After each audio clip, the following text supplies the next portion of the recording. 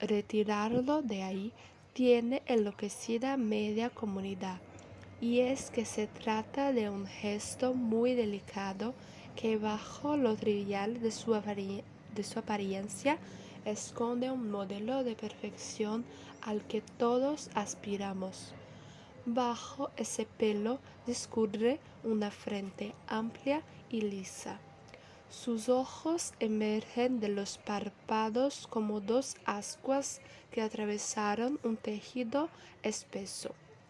Tal sensación se apoya sobre todo en una hermosa irregularidad de la membrana superior del ojo izquierdo que está ligeramente partida por el borde, proporcionando al conjunto un aspecto febril que acaban por completar los labios con un leve abultamiento producido en la parte central de ambos. No diré nada del ángulo especialmente cerrado que la posición de sus pómulos obliga a adoptar a los dos lados de la cara en colaboración con la nariz, porque a estas horas de la noche y después de los sucesivos ataques que ha sufrido la botella de coñac, podría llegar a añorar algo que no he tenido nunca. Sí quiero señalar en cualquier caso que la presencia casi diaria de Jesús frente a 6 dedos y a mí me alegra la vida. Es un consuelo para alguien que en menos de 2 años ha envejecido y es sentirse aliviado por una risa o por un modo de hablar tan gratuitos como los dones de la naturaleza y tan superficiales también como sus frutos.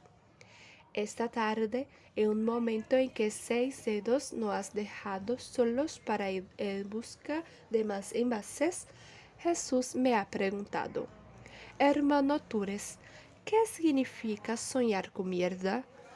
No sé, hijo, pero supongo que sí tiene que significar alguna cosa.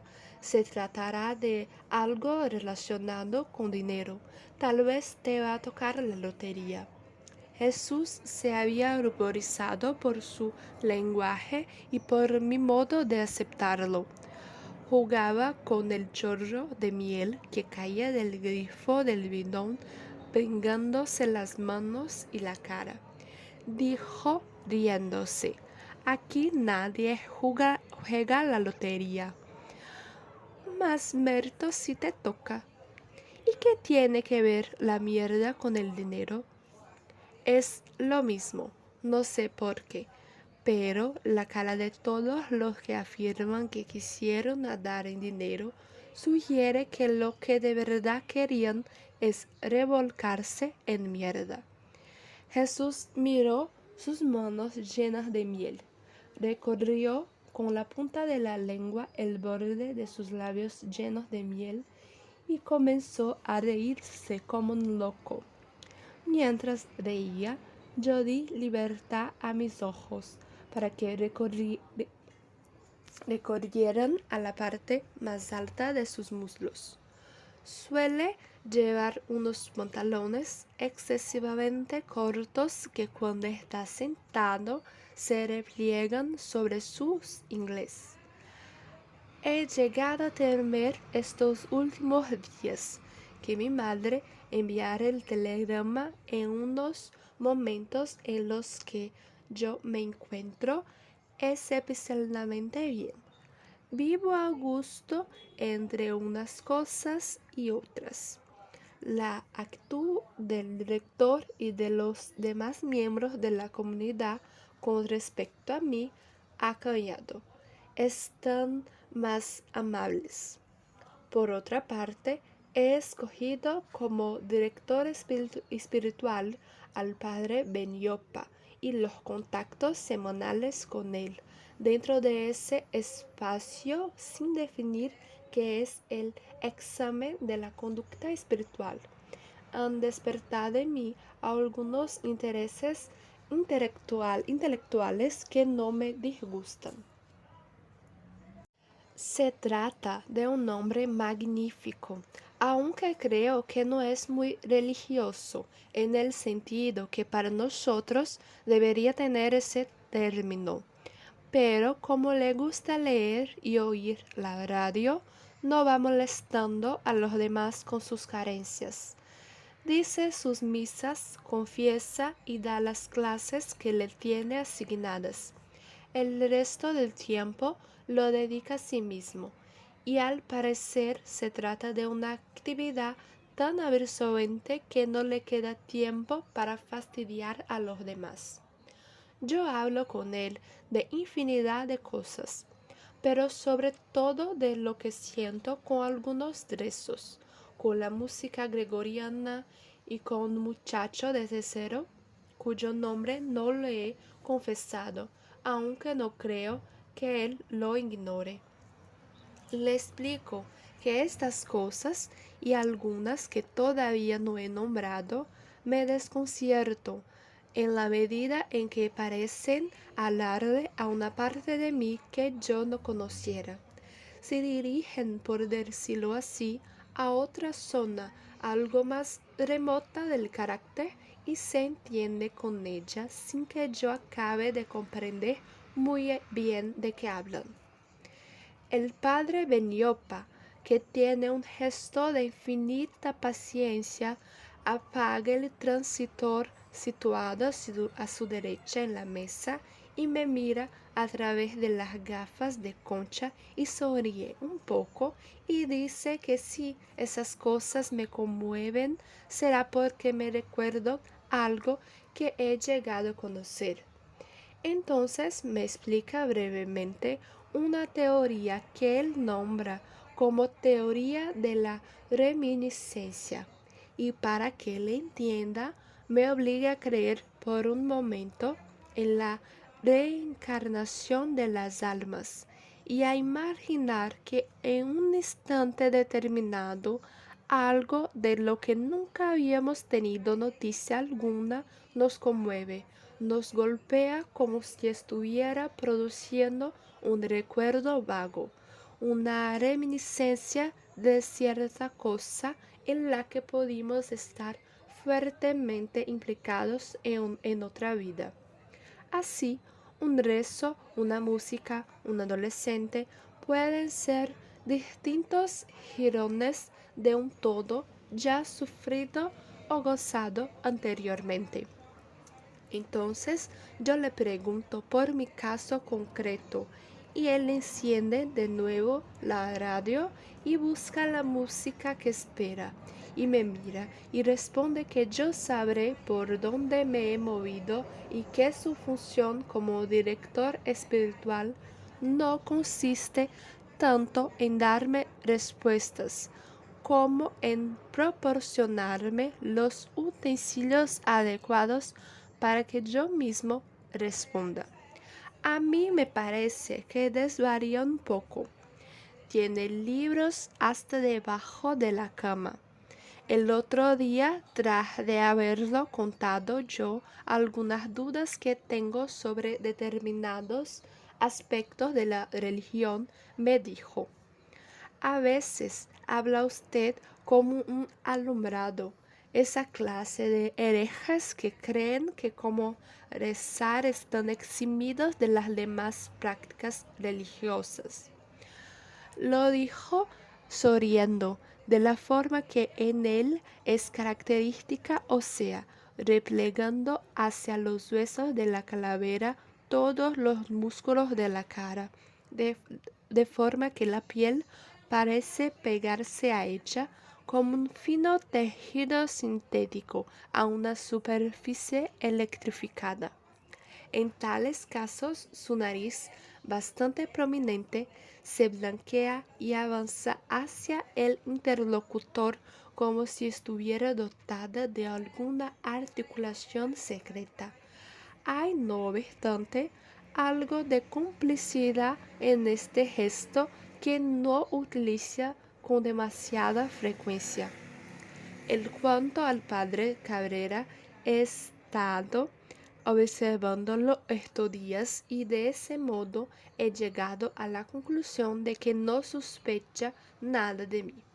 Habrá pensado que el ladrón de tabaco era un alumno, de manera que estoy planeando una venganza para devolverle la broma de mal gusto que me jugó con su mensaje. El resto de la comunidad, incluidos los chicos, parece no existir demasiado desde mi nueva situación. Son sombras que van de un lado a otro y que al cruzarse conmigo me saludan con aire despistado o me detiene un momento para ponerme al tanto de asuntos que carecen de interés, pero que para ellos viene a ser apuntes de sus míseras vidas. Coleccionan estos apuntes orales con la misma tendencia enfermiza con que los buenos estudiantes clasifican y ordenan las notas tomadas en clase, es decir, de cara a un fin que unos es la salvación y otros el aprobado en junio. Tal vez estos miembros de la comunidad a los que me refiero son, de entre los llamados, los únicos realmente escogidos. Quizás sean los santos de este convento. Su mayor mérito estriba en que creen en Dios. Entre ellos, desde luego, no se encuentra el Padre Superior, que piensa que ha nacido para obispo, ni el Padre Ramírez, que dirige al desarrollo de lo más mezquino de sí mismo todas aquellas energías que un creyente dirigiría al fortalecimiento de su fe. Con 6 dedos, no he vuelto a mantener ninguna conversación comprometida, pero a veces tengo la molesta impresión de que me observa con la misma actitud satisfecha con que mira los resultados de un terreno bien abonado o de un cerdo adecuadamente cebado para la matanza de enero. En fin, todas estas consideraciones, incluida la ambivalente actitud con la que espero el telegrama de mi madre, podrían llevar al ánimo de un hipotético lector la falsa idea de que he llegado a acomodarme hasta el punto de haber olvidado cuál es el objetivo de mi estancia en este lugar. Creo que no. Lo que sucede es que en mi relación con todo cuanto me concierne ha habido algunos cambios que debo agradecer en parte a las enseñanzas recibidas de mi director espiritual. Ahora sé esperar y sé que cuando uno tiene un objetivo en la vida, no debe confundir lo que se esperaba del logro de dicho objetivo con la relación gratificante o tormentosa que toda lucha por un fin comporta. Si uno se queda apresado en esa relación y sobre ella descarga cuanto de bueno y de malo es capaz de segregar un hombre en la pelea por algo, el objeto, sustituido por la preocupación de alcanzarlo, pasa a un segundo plano de la conciencia, se difumina y desaparece finalmente aun cuando seamos capaces de nombrarlo de forma esporádica.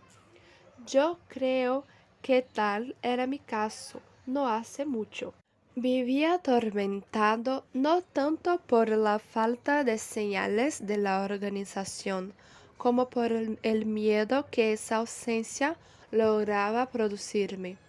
Ahora estimo haber alcanzado de manera algo gratuita, como dicen que se alcanza la gracia divina, un estado de conciencia diferente que me permite ver las cosas de otro modo, sin que por eso haya disminuido mi interés por el futuro.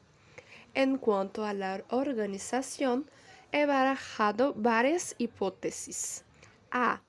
Ha sufrido un duro golpe que ha aconsejado a sus dirigentes suspender todos los contactos hasta que la situación se normalice. B. La cadena que me unía a ella se ha roto por un punto cercano a mí y me he quedado como un establón suelto mientras se recompone. C. El equivalente al aparato político de la organización ha sido desmantelado por la policía, que sin embargo no ha podido obtener ninguna información acerca de mí o de otros sujetos que se encuentran en una situación semejante a la mía. D.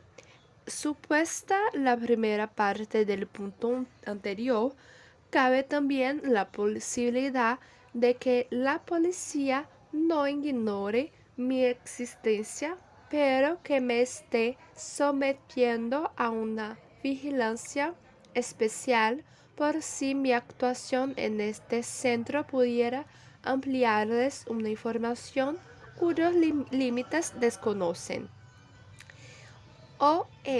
Estoy siendo sometido a una prueba de fuego al objeto de calcular cuál es mi capacidad de respuesta ante una situación personalmente difícil.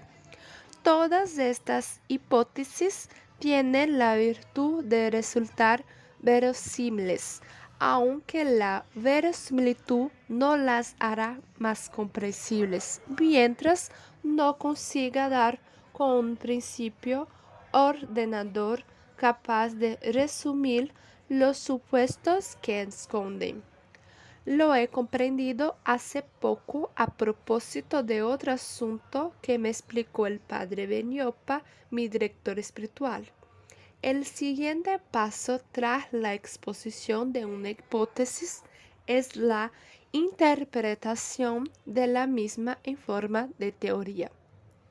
Y me temo que es en este punto donde no tengo nada que hacer, puesto que su situación en el mapa que intento confeccionar coincide justamente con limitaciones personales de las que no había querido oír hasta el momento.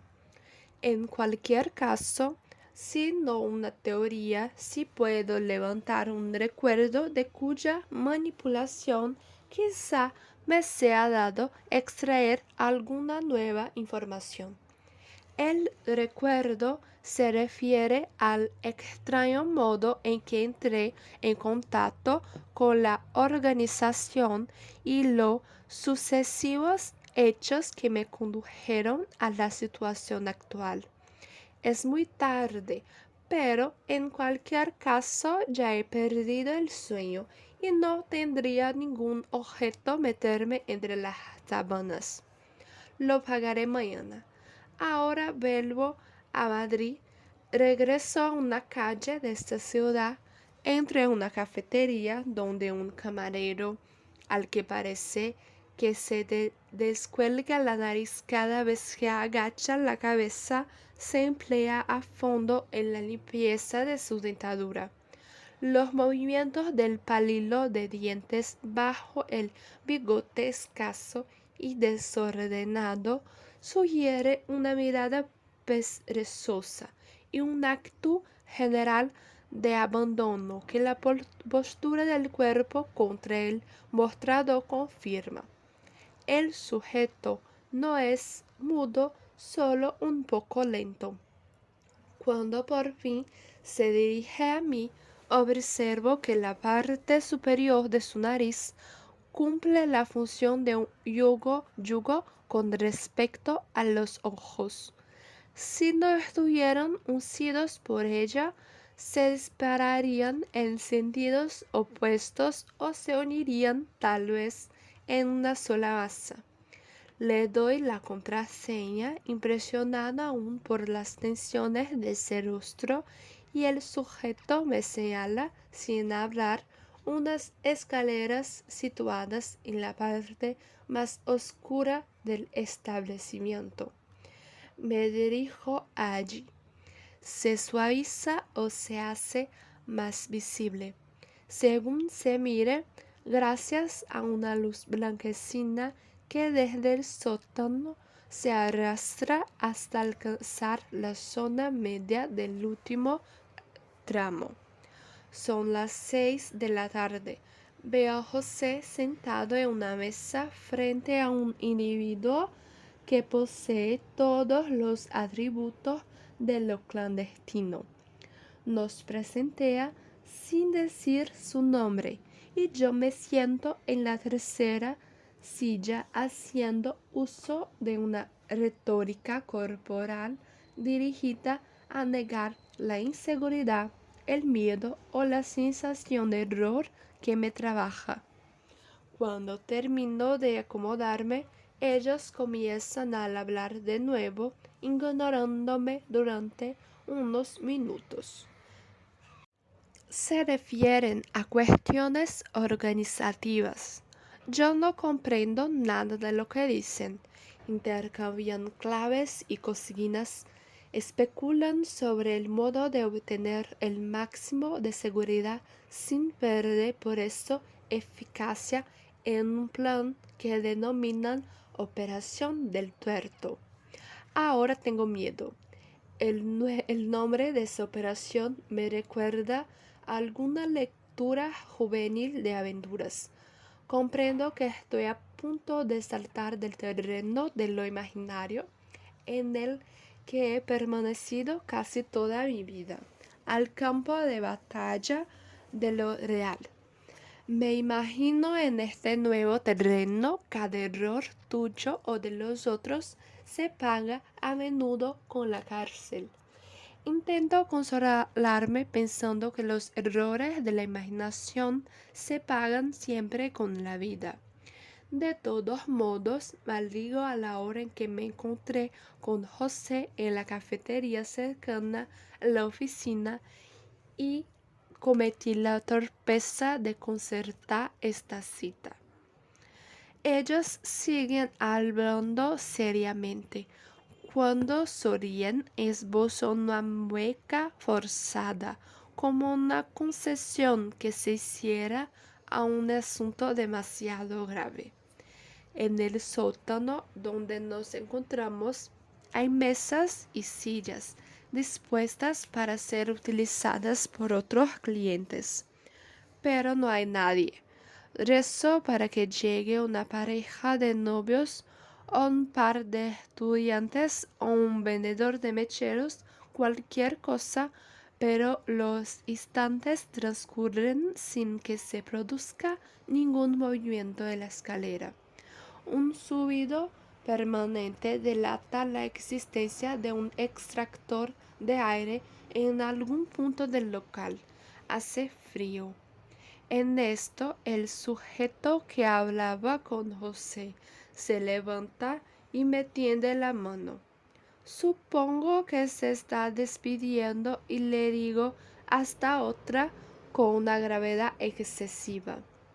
Al ocupar su silla para situarme frente a José, pienso que no he conseguido averiguar por el tono de la conversación si entre ellos existía una relación jerárquica. También observo que han tomado café y alguna copa de licor, pero que a mí nadie me ha preguntado todavía si quiero beber algo. Ignoro si la situación que acabo de describir brevemente se ajusta a algún modelo de comportamiento ultraclandestino.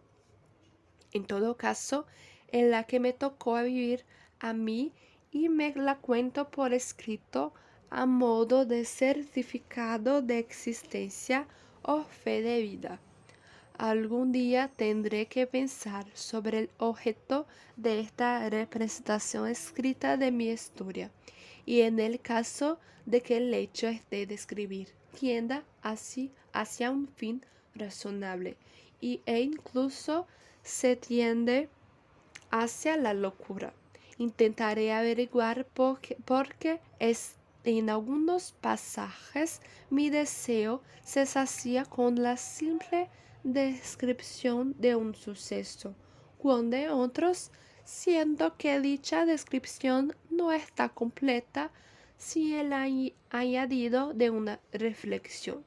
Se me ocurre ahora, tras de haber dado un nuevo viaje a la botella de coñac y con el temor de llegar a vomitar si me levanto, se me ocurre ahora que habiendo tenido un temperamento bastante reflexivo durante toda mi vida, no he conseguido nunca, sin embargo, legar mi conducta cotidiana a esta clase de carácter.